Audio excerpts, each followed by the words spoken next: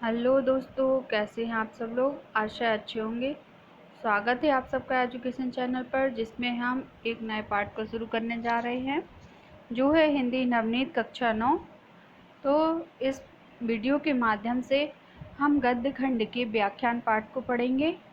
पाठ को पढ़ने के लिए, समझने के लिए और वीडियो को देखने के लिए चैनल को लाइक कर लीजिए, शेयर कर दीजिए और सब्सक्राइब कर लीजिए। आइए शुरू करते हैं इस पाठ को। पाठ का नाम है व्याख्यान। तो पहले हम इसके लेखक कुछ के बारे में जानते हैं।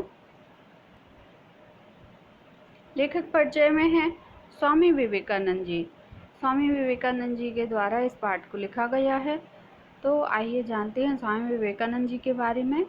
उच्च कोटि के दार्शनिक व विचारक, विलक्षण प्रतिभा के धनी स्वामी विवेकानंद का जन्म 12 जनवरी पौष संक्रांति सन 1863 में कलकत्ता में हुआ। ये हैं विवेकानंद जी। इनके पिता का नाम विश्वनाथ एवं माता का नाम भुवनेश्वरी देवी था। इनका बचपन का नाम नरेंद्र देव था। नरेंद्र बचपन से ही कुशाग्र बुद्धि के थे तथा बड़े ही मनोयोग से पठन पाठन करते थे। उन्होंने बाल्यकाल में ही रामायण महाभारत जैसे ग्रंथों के अनेक प्रसंग कंठस्थ कर लिए थे। इनकी प्रारंभिक शिक्षा घर पर ही हुई थी।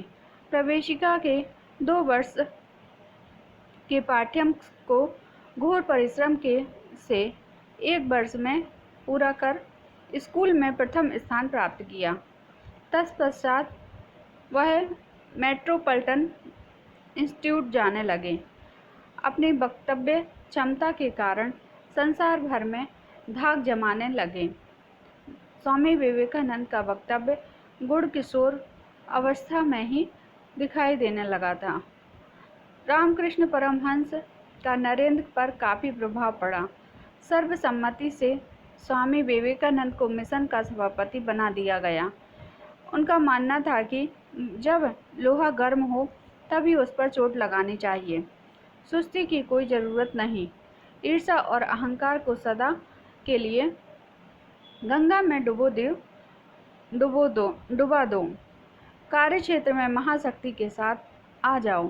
काम काम काम, बस यही मूल मंत्र है। विषम परिस्थितियों में अमेरिका जाकर विश्व धर्म सम्मेलन में भारत की धर्म ध्वजा फैलाने वाले सुंदर बलिष्ठ नरेंद्र ने अपना तन मन धन सब कुछ भारत के गौरव के लिए बलिदान कर दिया। उनके मन, वाणी और कर्म में यह कहीं विरोधाभास नहीं है। वे भारत के गौरव हैं। तो देखते हैं इन्होंने अपने पाठ के माध्यम से क्या कहना चाहा है। स्वामी विवेकानंद का चिंतन भारतीय जीवन तत्वों के सारभूत को प्रस्तुत करने वाला है। उनके चिंतन की प्रासंगिकता इस समय इसलिए अधिक महत्वपूर्ण है कि वे हमारे आज जिज्ञासाओं का समीचीन समाधान प्रस्तुत करती हैं। प्रस्तुत पाठ के उनके 2 व्याख्यानों का संवेद रूप है। उन्होंने शिकागो के सुप्रसिद्ध विश्व सम्मेलन में, धर्म सम्मेलन में ये व्याख्यान दिए थे। वे सांप्रदायिकता, हठधर्मिता और विवश धर्मांधता का विरोध करते हैं। उन्होंने एक ऐसे सुखद भविष्य के प्रति अपनी आशावादिता को प्रकट किया है जिसमें मनुष्य की पारस्परिक कटुताओं से मुक्त होकर यह संसार एक समुन्नत मानवीय चेतना से परिपूर्ण होगा। वे यह भी मानते हैं कि प्रत्येक धर्म अपनी प्रकृति के अनुसार अपना विकास करे और अपने वैशिष्ट्य की रक्षा करता रहे। धर्मों को एक दूसरे धर्म के समभाग को आत्मसात करके अपने मानवीय आधार का विकास करना चाहिए। उनकी दृष्टि में ईसाई धर्म को हिंदू या बौद्ध नहीं हो जाना चाहिए और न हिंदू अथवा बौद्ध को ईसाई ही। ये व्याख्यान विवेकानंद को हृदय की अदम्यता और उदारता को व्यक्त करने वाले हैं। 1. शिकागो 11 सितंबर 1893 ईस्वी। अमेरिका वासी भाइयों और तथा बहनों, विवेकानंद जी संबोधित करते हुए कह रहे हैं, आपने जिस सौहार्द और स्नेह के साथ हम लोगों का स्वागत किया है,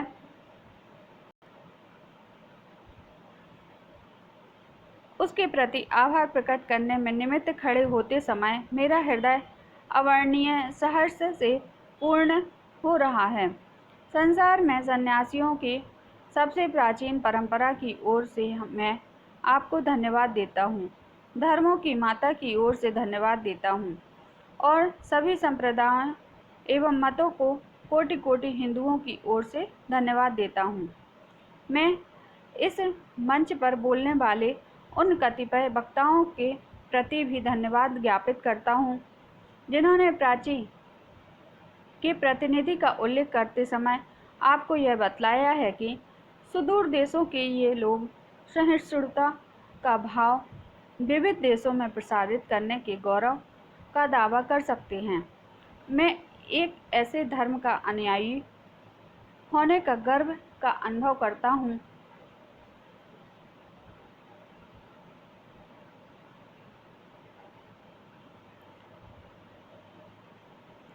पाठ है, इसको देखते हैं।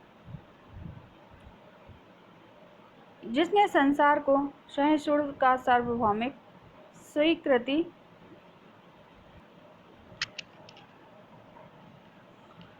दोनों की ही शिक्षा दी। हम लोग सब धर्मों के प्रति केवल सहिष्णु में ही विश्वास नहीं करते वरन समस्त धर्मों को सच्चा मानकर स्वीकार करते हैं। मुझे एक ऐसे देश का व्यक्ति होने का अभिमान है जिसने इस पृथ्वी के समस्त धर्मों को और देशों के उत्पीड़ितों और शरणार्थियों को आश्रय दिया। मुझे आपको यह बतलाते हुए गर्व होता है कि हमने अपने पक्ष में यहूदियों के विशुद्धतम अवशिष्ट अंश का स्थान दिया था जिन्होंने दक्षिण भारत में आकर उसी वर्ष शरण ली थी जिस वर्ष उनका पवित्र मंदिर रोमन जाति के अत्याचार से धूल में मिला दिया गया था।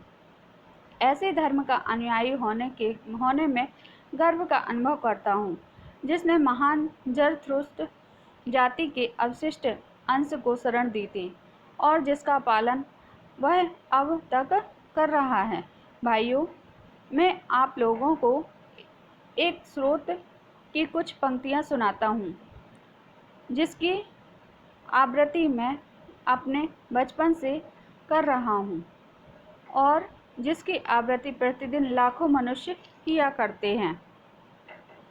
श्लोक दिया है।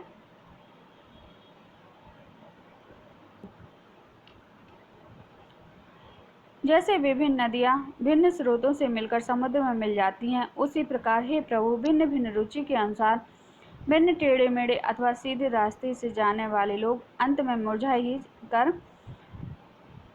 आकर मिल जाते हैं। यह सभा जो अभी तक आयोजित सर्वश्रेष्ठ पवित्र सम्मेलनों में से एक है, स्वतः ही गीता के इस अद्भुत उपदेश का प्रतिपादन एवं जगत के प्रति उसकी घोषणा है। श्लोक है। ये यथा मां प्रबंधते तात्तम तेव भजाम्यहम् मम वर्तानुवर्तन्ते मनुष्य पार्थ सर्वशः। जो कोई मेरी ओर आता है, चाहे किसी प्रकार से हो, मैं उसको प्राप्त होता हूँ। लोग भिन्न भिन्न मार्ग द्वारा प्रयत्न करते हुए अंत में मेरी ओर ही आते हैं। सांप्रदायिकता, हठधर्मिता और उनकी भीभत्सा वंशधर धर्मांधता इस सुंदर पृथ्वी पर बहुत समय तक राज्य कर चुकी है तथा इस पृथ्वी को हिंसा से भरती रही है। उसको बारंबार मानवता के रक्त से नहलाती रही है, सभ्यता को विध्वस्त करती और पूरे देशों को निराशा के गर्त में डालती रही है।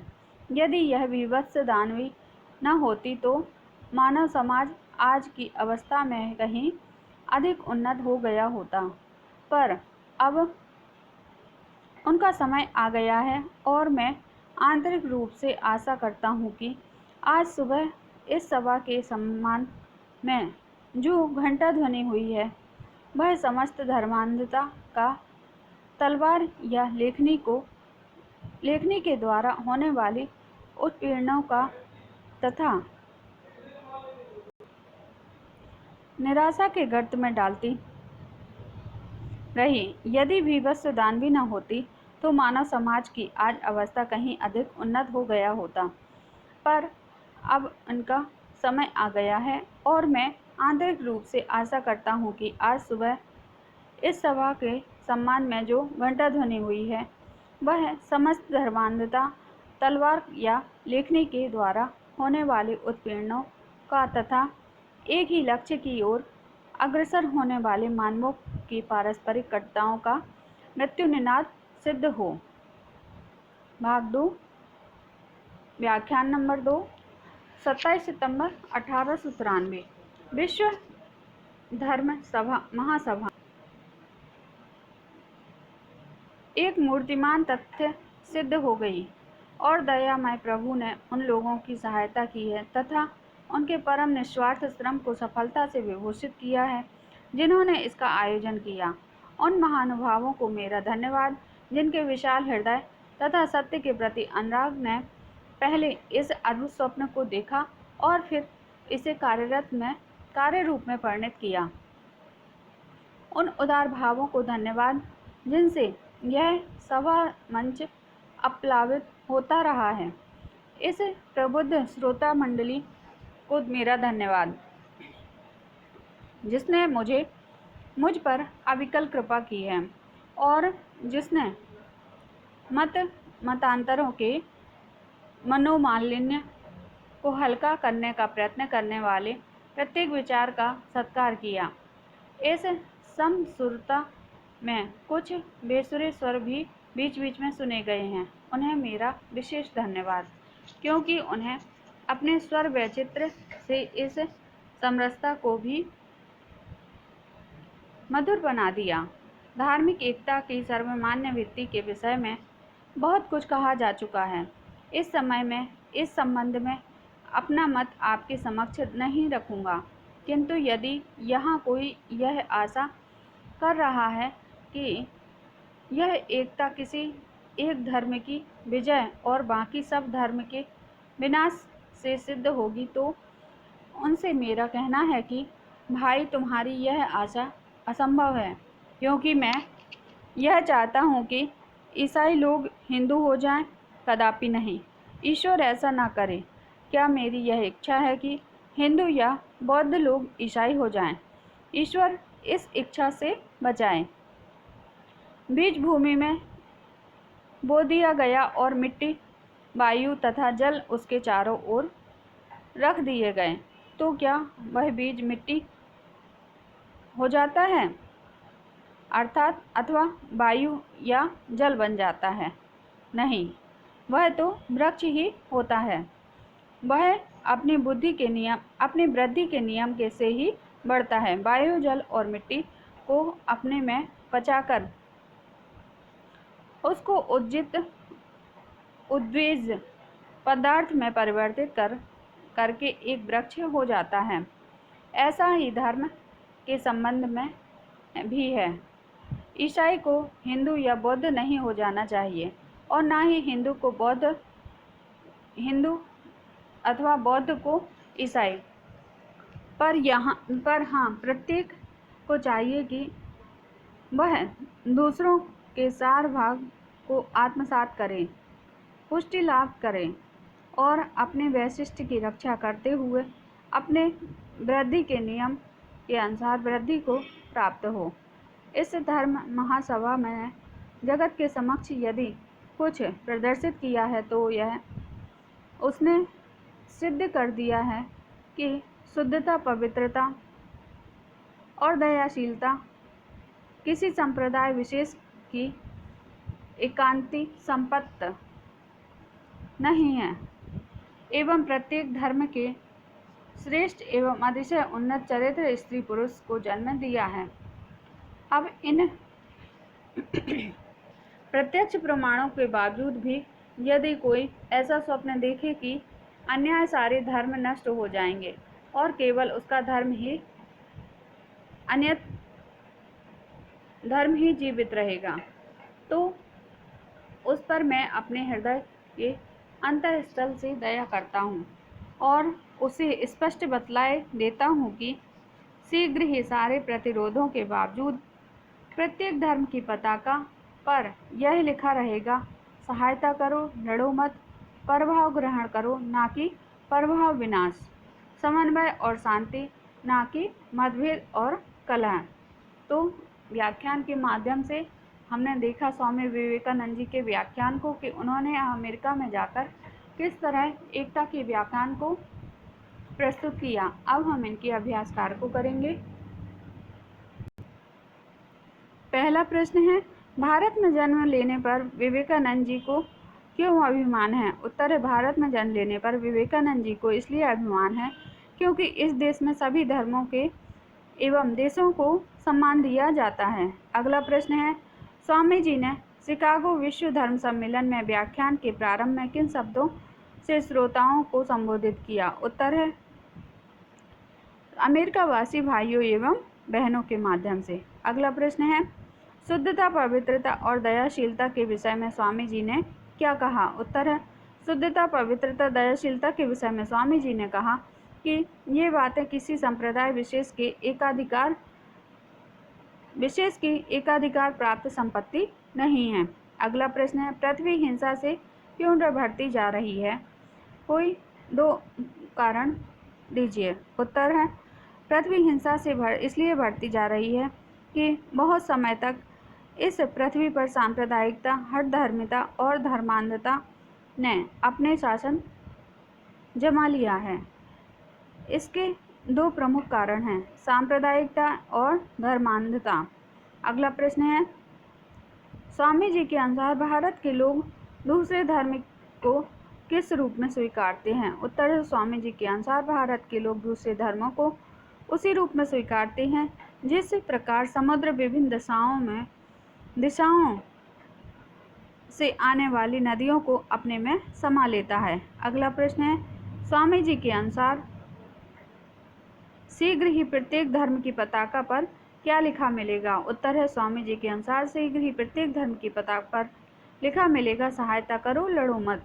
अगला प्रश्न है, विभिन्न धर्मों के संबंध में स्वामी जी ने क्या विचार दिए? उत्तर है, विभिन्न धर्मों के संबंध में स्वामी जी ने कहा कि जैसे विभिन्न नदियां भिन्न भिन्न स्रोतों से निकलकर समुद्र में मिल जाती हैं, उसी प्रकार सभी धर्म परमात्मा से मिलकर आकर मिल जाते हैं। सभी धर्म परमात्मा में आकर मिल जाते हैं, एक हो जाते हैं। अगला प्रश्न है, सांप्रदायिकता, हठधर्मिता और धर्मांधता ने मानवता को क्या हानि पहुंचाई है? उत्तर है, सांप्रदायिकता, हठधर्मिता और धर्मांधता ने मानवता को कलंकित किया है और उन्होंने पृथ्वी पर हिंसा को जन्म दिया तथा ये मानवता को रक्त से नहलाती रही है। इन्होंने सभ्यता को गर्त में डाल दिया है। अगला प्रश्न है, लेखक ने बीज के माध्यम से धर्म की किस विशेषता की ओर संकेत किया है? उत्तर है, लेखक ने बीज के माध्यम से धर्म की अच्छाई, सद्गुणों को प्रचार प्रसार करने, सुख समृद्धि आने आदि विशेषताओं की ओर संकेत किया है। साथ ही धर्म दूसरे धर्मों की अच्छी बातें ग्रहण करें और अपने विशेषताओं को बनाए रखें। अगला प्रश्न है, स्वामी जी किस पर अपने हृदय को अस्तबल से दया प्रदर्शित करते हैं? उत्तर है, स्वामी जी उस व्यक्ति पर अपने हृदय के अंतःस्थल से दया प्रदर्शित करना चाहते हैं कि जो व्यक्ति ऐसा स्वप्न देखता हो कि सारे धर्म तो नष्ट हो जाएंगे, केवल मेरा ही धर्म जीवित रहेगा।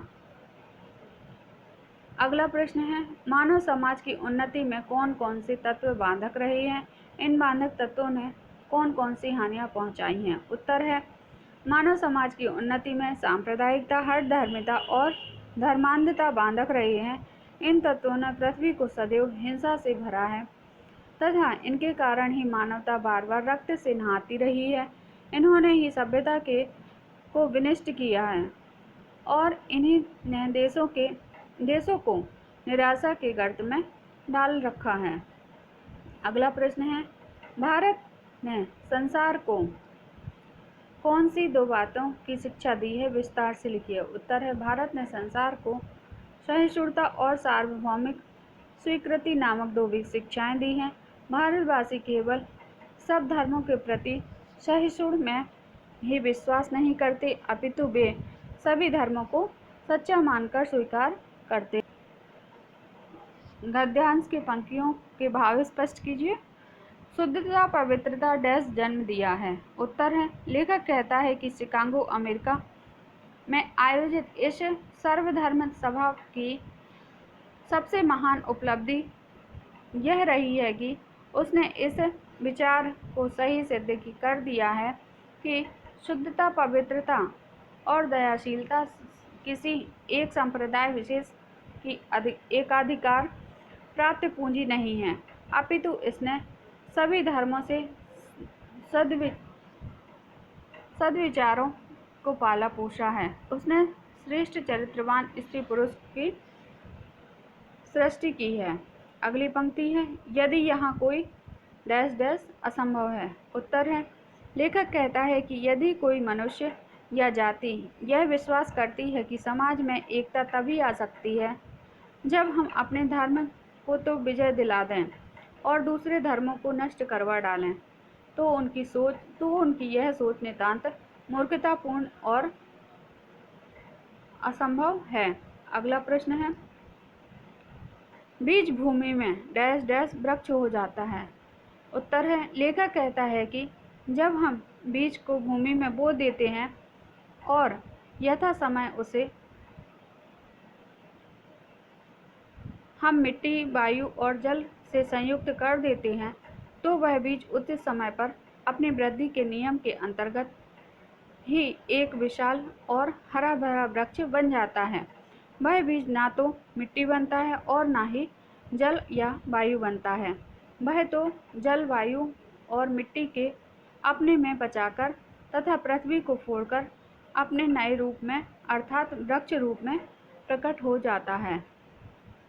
अगला प्रश्न है, मुहावरों को अर्थ स्पष्ट कीजिए, वाक्य में प्रयोग कीजिए। धूल में मिलना, पूरी तरह नष्ट हो जाना। वाक्य में प्रयोग, जो धर्म दूसरे धर्मों के प्रति घृणा फैलाता है वह स्वतः धूल में मिल जाता है।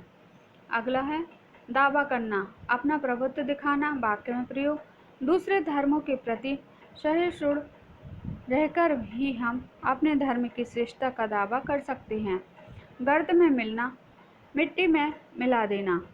वाक्य में प्रयोग, हम श्रेष्ठ गुणों के बल पर ही अत्याचारियों को गर्त में मिला पाएंगे। पर्यायवाची शब्द लिखिए। नदी का सरता तटनी, समुद्र का भारित जलद, वायु का मरुत पवन, वृक्ष का पादप बिटप, मिट्टी का मृतिका धूल, जल का नीर तोय।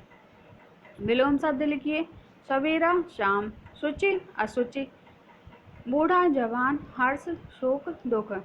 वर्तनी सुधार कर लिखिए। विवत्स आवृत्ति, अवर्णीय सौहार्द्र। प्रत्यय को लिखिए। सहिष्णुता में ता प्रत्यय, ज्ञापित में इत प्रत्यय, बचपन में पन प्रत्यय, आंतरिक में एक और मूर्तिमान में मान। उपसर्ग जोड़कर दो दो वाक्य बनाइए। आ से असत्य अधर्म, सम से सम्मान सम्यक, सु से सुपुत्र सुपात्र, अनु से अनुपति अनुयायी और वी से विज्ञान विशेष, अभि से अभ्यास अभिशक्ति। गद्यांशों की संदर्भ प्रसंग सहित व्याख्या कीजिए। तो ये गद्यांश आप पढ़ लीजिए, शब्दार्थ देख लीजिए, हम इसकी संदर्भ प्रसंग सहित व्याख्या करते हैं। संदर्भ है गद्यखंड यह गद्यखंड स्वामी विवेकानंद के व्याख्यान शीर्षक से लिया गया है। इसके लेखक श्री स्वामी विवेकानंद जी हैं। प्रसंग इस अंश में लेखक भारत देश तथा यहाँ के धर्म की विशेषता पर प्रकाश डालते हुए कहता है। व्याख्या है, लेखक कहता है कि हम भारतवासी केवल दूसरे धर्मों के प्रति सहनशीलता में ही विश्वास नहीं करते, बल्कि उन धर्मों को सच्चे रूप में स्वीकार भी करते हैं। आगे लेखक भारत देश के उस महान संस्कृति के विषय में बताते हुए कहता है कि मुझे एक ऐसे देश अर्थात भारत में जन्म लेने का गौरव है, जहाँ संसार भर के दुखियों एवं शरणार्थियों को शरण दी जाती है। विशेष है, इसमें भारत की सहिष्णुता की भावना की प्रशंसा की गई है। भाषा सरल, सहज एवं एकनिष्ठ है। संस्कृत निष्ठ हैं। अगली पंक्तियों को पढ़ लीजिए आप। संदर्भ है, कठिन शब्दार्थ है, संदर्भ पूर्वानुसार है, प्रसंग है। इस गद्यांश में लेखक यह बताना चाहता है कि धर्मांधता ने इस देश का बड़ा नुकसान किया है। व्याख्या है, लेखक कहता है कि इस सुंदर पृथ्वी पर बहुत काल से तक सांप्रदायिकता, हठ धर्मिता और धर्मांधता ने राज किया है तथा अपने दुष्कर्मों से इस पृथ्वी पर हिंसा का नंगा नाच करवाती रही है। उसने इस पृथ्वी को अनेक बार मानवीय रक्त की होली से भर दिया है। यह दुष्वृत्ति सभ्यता को विनिष्ट कर संपूर्ण देशों को निराशा के गड्ढे में ढकेलती रही है। यदि यह राक्षसी दुष्वृत्ति इस पृथ्वी पर न होती तो मानव समाज आज बहुत उन्नति कर गया होता। विशेष धर्मांधता तथा सांप्रदायिकता आदि राक्षसी प्रवृत्ति उन्होंने संसार को राष्ट्र का बड़ा अहित किया है, अतः हमें इनसे बचना चाहिए। भाषा संस्कृत निष्ठ है। अगली पंक्तियों को देख लीजिए। कठिन शब्दार्थ है, संदर्भ पूर्वानुसार है, प्रसंग है। इस अंश में लेखक यह कहना चाहता है कि सब धर्मों के साथ लेकर ही हम जीवन क्षेत्र में विजय प्राप्त कर सकते हैं, नफरत या घृणा द्वारा नहीं। व्याख्या है, लेखक कहता है कि यदि कोई मनुष्य या जाति यह विश्वास करती है कि समाज में एकता तभी आ सकती है जब वह अपने धर्म को तो विजय दिला दे और दूसरे धर्म को नष्ट करवा डाले, तो यह उनकी सोच नितांत ही मूर्खतापूर्ण और असंभव है। विशेष है, सभी धर्मों को साथ लेकर चलने से ही समाज में एकता स्थापित हो सकती है। भाषा सरल भावानुकूल है। अगली पंक्तियों को आप पढ़ लीजिए। संदर्भ पूर्वानुसार है, प्रसंग है। लेखक का यह मत है कि जिस प्रकार पृथ्वी में बीज बोने पर उससे हरा भरा वृक्ष ही निकलता है, उसी प्रकार सद्विचारों के प्रचार से समाज में अच्छे गुणों का ही विकास होता है। व्याख्या है, लेखक कहता है कि जब हम बीज को भूमि में बो देते हैं और यथा समय उसे हम मिट्टी, वायु और जल के से संयुक्त कर देते हैं, तो वह बीज उचित समय पर अपनी वृद्धि के नियम के अंतर्गत एक विशाल एवं हरा भरा वृक्ष बन जाता है। वह बीज ना तो मिट्टी बनता है और ना ही वह जल या वायु बनता है। वह तो जल, वायु और मिट्टी को अपने में पचाकर तथा पृथ्वी को फोड़कर अपने नए रूप अर्थात वृक्ष का रूप प्रकट हो जाता है। विशेष है, लेखक मानता है कि जिस प्रकार जमीन में बोया गया बीज उचित समय पर जल, मिट्टी, वायु के संयोग से वृक्ष का रूप धारण कर लेता है, उसी प्रकार सद्विचार धर्म को सशक्त बनाते हैं। भाषा सरल सहज प्रभानुकूल है। अगली पंक्तियों को पढ़ लीजिए। कठिन शब्दार्थ देख लीजिए। संदर्भ पूर्वानुसार है, प्रसंग है। इस गद्यांश में लेखक ने शिकागो में आयोजित धर्म सभा में उपलब्धि के विषय में बताते हुए कहा है। व्याख्या है, लेखक कहता है कि शिकागो में आयोजित इस सर्वधर्म सभा की सबसे महान उपलब्धि यह रही है कि उसने इस विचार को सही सिद्ध कर दिया है कि शुद्धता, पवित्रता और दयाशीलता की किसी एक संप्रदाय विशेष की एकाधिकार प्राप्त पूंजी नहीं है, अपितु इसने सभी धर्मों के सद्विचारों को पाला पोसा है। उसने श्रेष्ठ चरित्रवान स्त्री पुरुष की सृष्टि की है। विशेष है, शिकागो में आयोजित सर्वधर्म सभा में संसार के सभी धर्मों ने आपसी संबंध समझ को बढ़ाया है। इससे निश्चय ही सुसभ्यता का संसार में विकास होगा। भाषा सरल एवं प्रभावपूर्ण है। तो देखा हमने इस पाठ के माध्यम से कि कितना अच्छा स्वामी विवेकानंद जी ने एकता के लिए अपने व्याख्यान को प्रस्तुत किया है कि एकता के माध्यम से ही आगे बढ़ा जा सकता है, सद्विचारों के माध्यम से ही आगे बढ़ा जा सकता है, ना कि एक दूसरे के धर्मों को दबाकर हम कभी प्रगति कर सकते हैं। और इतना अच्छा उदाहरण देकर वृक्ष का कितना बढ़िया उदाहरण दिया है कि वृक्ष तभी बढ़ता है जब उसे मिट्टी, वायु और जल पर्याप्त मात्रा में दिया जाता है। तो आगे की वीडियो में आगे के पाठों को देखेंगे। वीडियो को देखने के लिए चैनल को लाइक कर लीजिए, शेयर कर दीजिए, सब्सक्राइब कर लीजिए। धन्यवाद।